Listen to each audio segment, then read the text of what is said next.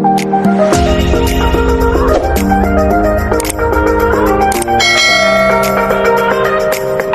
kidlat, meron akong orderin sa TikTok na loam soil, dahil meron akong tanim na galing probinsya na aawa na ako dahil hindi lumalaki, dahil nga hindi siya nakatanim sa lupa, inilagay ko lang siya sa kahoy na bulok na, kaya naisipan ko na mag-order sa TikTok ng loam soil, para hindi ito mamatay, para na din lumaki na. Sabi kasi ni mama alagaan ko para mabuhay, itong halaman na ito ay pwedeng gamot sa sakit ng ngipin.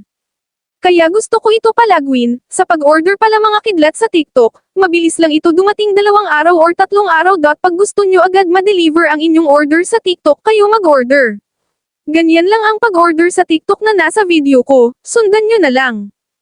Pero bago ko nag-order, nagpipili ako ng mas mura na presyo at kung alin ang mas marami na ang nag-order. Pag first time ko din mag-order, COD muna.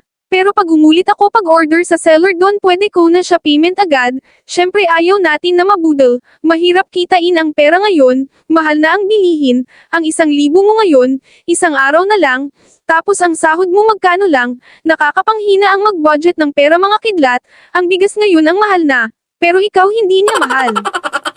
Ayan na pala ang na-order ko dumating na, may lilipat ko na ang aking itatanim, sa wakas lalaki na rin siya. Tulad ko malaki na. Pasensya na mga kidlat madilim ang paligid sa aking video, mahina kasi ang ilaw namin, salamat sa panonood mga kidlat, naway may naitulong ang video ko sa inyo. Abangan ang next video ko. Maraming salamat mga kidlat, paki-like and share kung nagustuhan nyo ang aking video.